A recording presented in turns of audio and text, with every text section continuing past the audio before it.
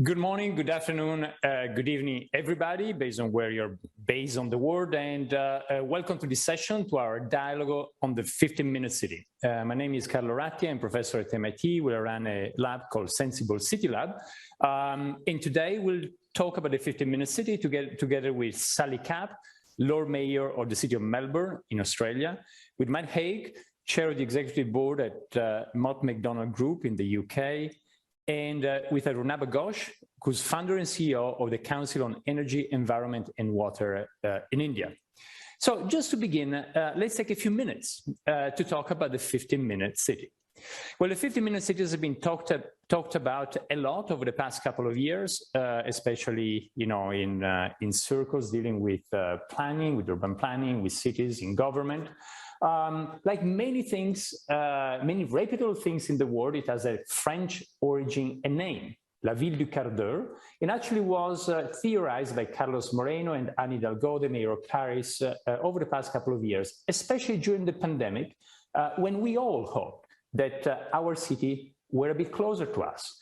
A 15-minute city is based on the idea that we can build neighborhoods where everything we need, or most of the things we need in our lives, can be reached very quickly. You can describe it as an isochrone. An isochrone is an area that you can reach within, as the name says, within 15 minutes in this case. And so you can think about the city as kind of a fractal organism where you've got different neighborhoods, 15-minute neighborhoods that together piece together a bigger city as a fractal, again, in a fractal way. Now, the 15-minute city has been discussed a lot. It's been followed in many cities. It is a principle. It's been now followed in many planning initiatives around the planet. Recently, we've also seen a few more critical voices about the 15-minute city, about the challenges. Clearly, if you were to do a merely 15-minute city, so if people were not to go out of the 15-minute bubble, we could also increase segregation, or somehow, a 15-minute city would become then the equivalent of a village. The city itself is also the richness that happens beyond the 15 minutes.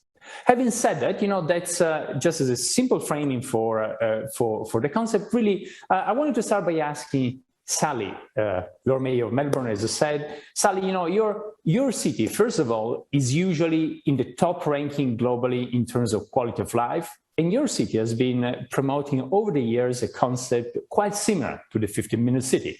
Looking at 20-minute neighborhoods, and again, similar principles of what we're discussing today. So perhaps could you elaborate on that, and how do you see that your approach to planning over the past 20, 30 years in Melbourne has helped make it more livable? Thanks, Carlo. It's an honour to join you on this panel today and to talk about 15-minute cities. I want to acknowledge the Wurundjeri Woiwurrung people, who are the traditional owners of the land on which I'm presenting from today. We are proud that Melbourne has had a long history of being recognised as one of the most livable cities in the world, but it's not something that we've achieved by chance. In fact, 3 decades ago, we were described as a moribund city in a rust bucket state. Since then, we've been very thoughtful and deliberate about the way that we design our city spaces to drive aspirational economic, social and environmental outcomes for our community. There are a number of very intentional factors that contribute to this. We are devotees of mixed-use communities and planning schemes that support the co-location of work, live and play, and that underpins our 20-minute city. We do prioritise active and public transport infrastructure so that people can easily walk or catch public transport to the services they need to work and, of course, to recreation. And we note that about 90% of the trips done around our CBD are done by foot. We cherish unique local character and really do our best to make sure that we've promoted local economies and support them to flourish. We foster opportunities for people of all ages, backgrounds and abilities to be able to connect and engage, which is one of the reasons why we're renowned as a festival and event city as well. And we like to plot adaptability and sustainability into every decision we make so that our city and our people are ready to meet current and future challenges. We remain committed, Carlo, to measuring ourselves against the global standards, and we were the first city in Australia to pledge to report our progress against the United Nations Sustainable Development Goals.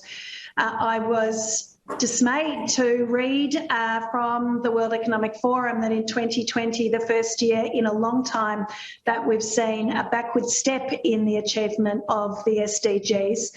And we know that the COVID crisis has impacted many cities and their ability to keep driving those goals forward. But we want to use the crisis, as many do, as a catalyst to improving the adaptability of our city by going to the next level and planning for each of our neighbourhoods to be very distinctive in their 20-minute identity. Over the past year, we've made great strides in cementing our reputation as a livable city. One more minute, Carlo. We've fast-tracked the delivery of 44 kilometres of protected bicycle lanes. We've endorsed an affordable housing strategy and set up an entity to make sure we have more affordable housing, particularly for key workers. And we're turning our Yarra waterfront into a lush and lively public realm, 4 kilometres of new public open space, and we're using our urban forest strategy to increase our canopy cover. All of those things are elements of what we are doing to maintain our livable status, but also to enshrine our 20-minute status. And we believe it's now more important than ever that we create connected, cohesive cities full of possibility. Thank you, Carlo. Thank you very much, Sally. And what you said, especially the mixed-use developments to combine different functions in the neighborhood is vital if you want to have neighborhoods where within a 15-minute walk or bike ride we can reach all most of the things we need in life. And homogeneous is boring, Carlo. Anyway. Absolutely, and also when you mix things, that allows you to use much better space as well, because things compensate over time. So it allows you to schedule better the city, and that's one of the things I always admire in Melbourne, how rich and always present urban life, public life is. But going from Melbourne, I wanted to ask Mike. Mike, with your company, you're consulting with governments, especially city governments globally. So how do you see this idea being developed and being kind of used by cities in different parts of the planet? Yeah, no, good question. I think the answer to that in some ways would have been different 18 months ago.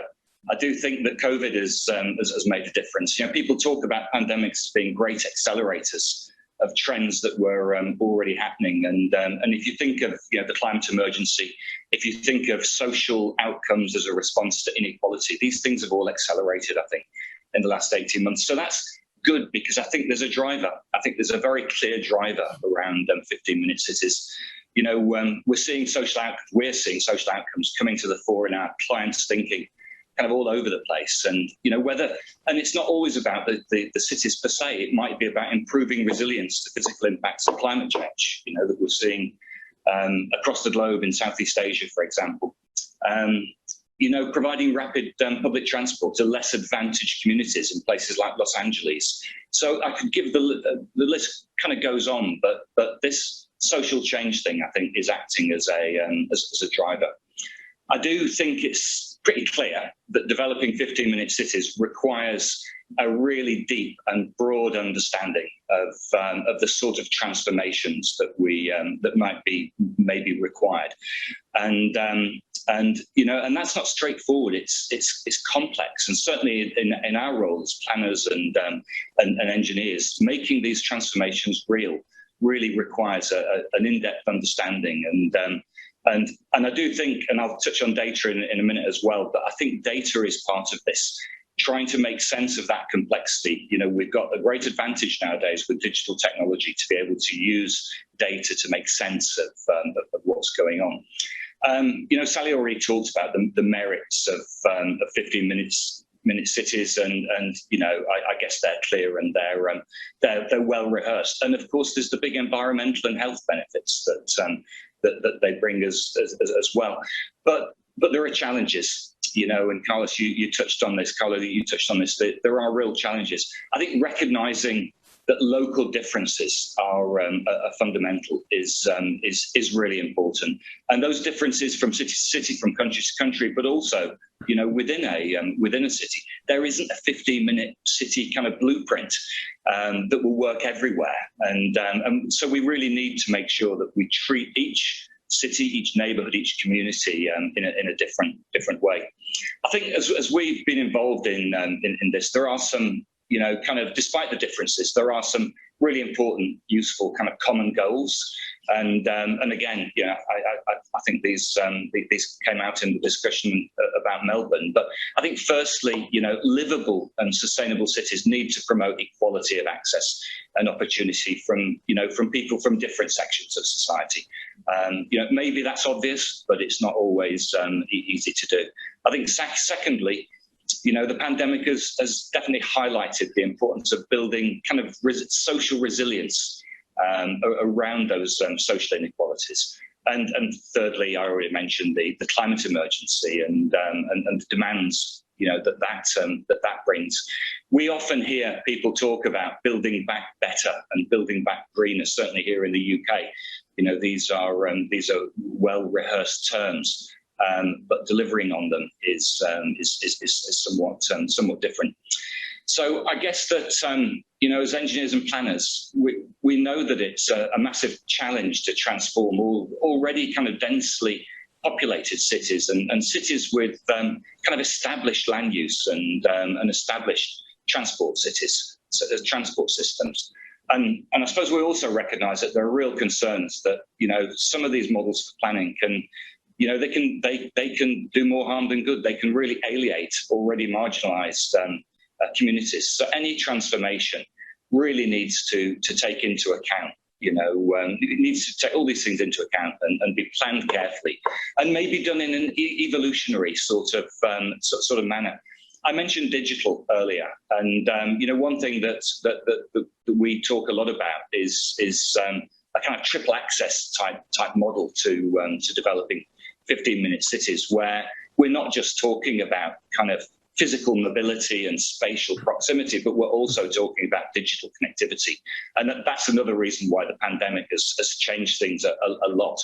People aren't just thinking about access to whatever it might be now, whether through the locality or that physical mobility, but digital connectivity.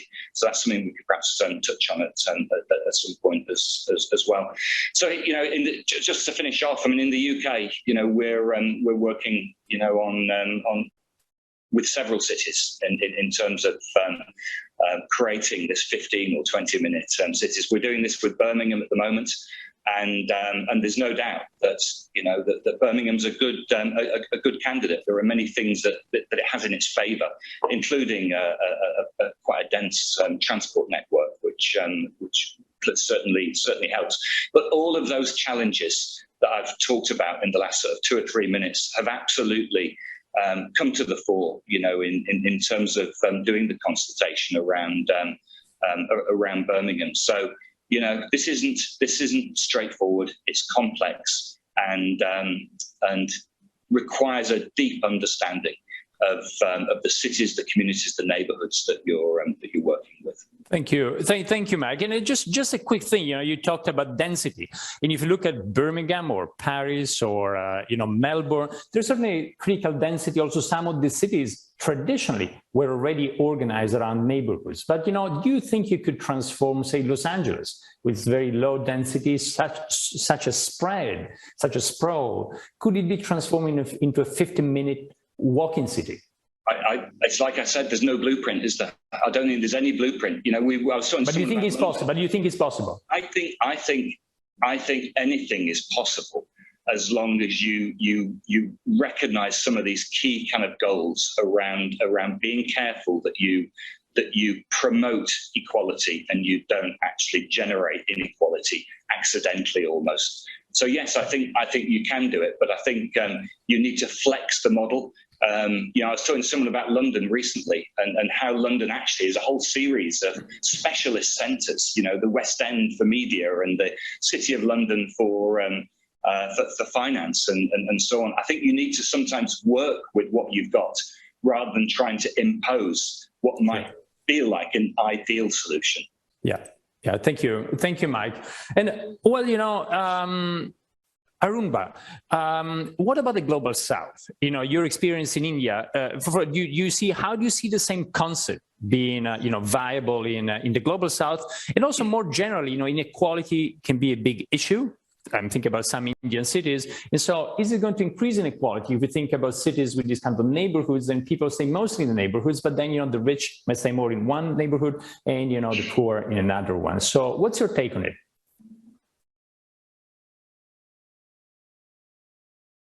Hello? Thank you, Carlo. I hope you can hear me. And many thanks for having me on this panel.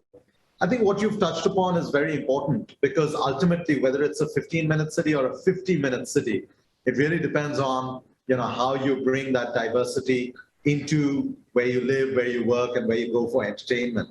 But one of the things that is common across the global South is the nature in which the urbanization is unfolding. Of course, if you look at, say, sub-Saharan Africa, you have about half the population which is urbanized. But if you look at Latin America, that number goes up to 85%. For South Asia, it's under 50% right now. So the question for us is, what is the kind of city and what is the kind of urbanization we will then adopt as we become more urbanized, right? And let's take transport for a second, because that's, I think, at the heart of bringing that equity question into city design. Again, in Africa, you have about 40 to 50% of transport is basically non-motorized, it's walking or cycling. In Latin America, again, it can be fairly high depending on how the city has been designed. But in Asia, where I reside, there are some parts of India, for instance, where 60% of urban trips are basically non-motorized. And yet developed Asia, like Singapore or South Korea, you have very low shares of non-motorized transport. So effectively what you're doing is the way you're designing a transport system can bring communities of different sort of income groups closer together, or can widen the disparity. One more thing that matters here, I would say, in thinking this through, is the actual kind of lack of capacity. I mean, if you take Australia and what Sally was talking about, you have about 20 odd town planners per 100,000 population. In a lot of the developing world, in Africa and Asia, that number could be as low as 5. So now, what is the town planner doing? Is the town planner merely just kind of getting roads built out and buildings built out, or do you have the capacity to think about that integrated work, life, entertainment story along with equity at the heart of it? Another dimension that will be critical on the equity front will be how we deal with elements of the negative sort of environmental externalities. Whether you take air pollution, whether you take how waste is treated, whether you take how waste is disposed, whether you look at even indoor cooking fuels, these are things that the developed world perhaps does not have to deal with so much.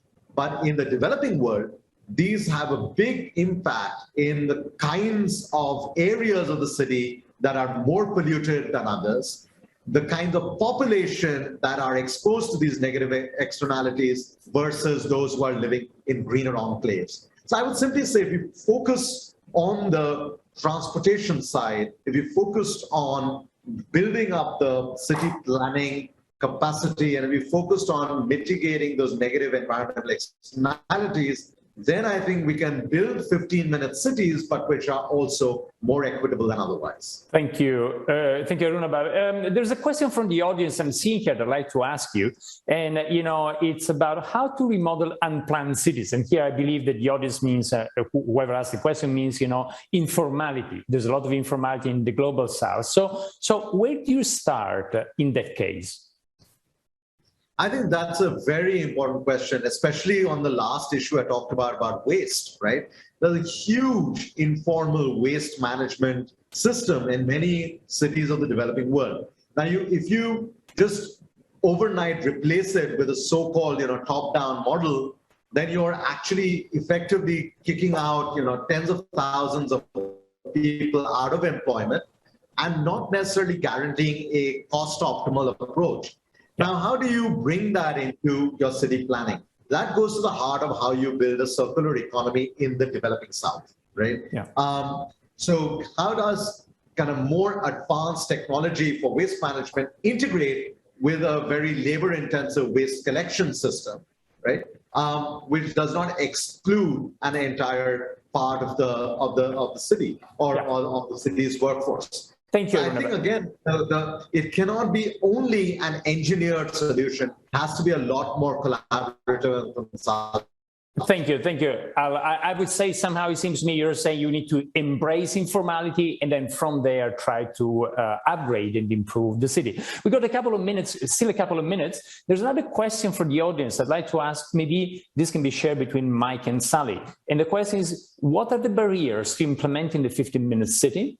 And how can it be financed? And I wonder, maybe, Mike, if you could comment just in 30 seconds on the barriers. You mentioned it before, but if in a nutshell, and then Sally, maybe on the financing of it. We've got a couple of minutes left. Yeah, I think that the barriers we've kind of talked about. I think you have to embrace the informality that we just discussed, and I think embrace the fact that there will be different solutions for different cities. I think, and Sally can talk about the detail of the financing, but financing is also kind of critical because clearly private sector investment is a big part of any city development, and certainly when you start looking at 15-minute cities, it's massively relevant. But you've got to be really careful that investment isn't attracted into those places that are more advantaged, perhaps, than other places. So to try and get private sector investment into less advantaged areas is tricky. And then it also starts to be, as Dr. Dosh was talking about, the issues with how those transport links work, so that you can actually have cross-community transport links between the less less advantaged areas and the more advantaged areas. Thank you. Thank you, Mike. Sally. Yes. The financing can be very challenging because to have great 20-minute suburbs, the public realm and public infrastructure needs to be delivered and delivered well. The financing will normally come from usual levers, most of which start with a T, tax of some sort. We might call them developer contributions, for example. They could come from special purpose taxes set up for the infrastructure necessary to develop in certain areas, and it can come from general purpose taxes, depending on how we are budgeting here at Town Hall or at state government. What's really important, though, I'm picking up on some of Mike's comments, is a balance, because actually in taking that finance to deliver in the public realm, we also can't make it so expensive that private sector don't want to come in to deliver what is still essential pieces of those urban renewals and those 20-minute suburbs, private dwellings, commercial premises, employment zones, innovation zones, etc. So it's a really fine balance, and something we're challenged with at the moment with 2 new urban renewal precincts we have within the city, but setting those suburbs up for success in the long term has to be the #1 priority. Thank you. Thank you, Sally. Well, it's now time to wrap up and to close the section. Maybe I'll like to share some of the key takeaways for me. The first one is, there's not a single blueprint for the 15-minute city. Every city is different, and trying to implement a 15-minute approach in Melbourne, in Paris, in Birmingham, in Los Angeles, we really need to start from the local condition.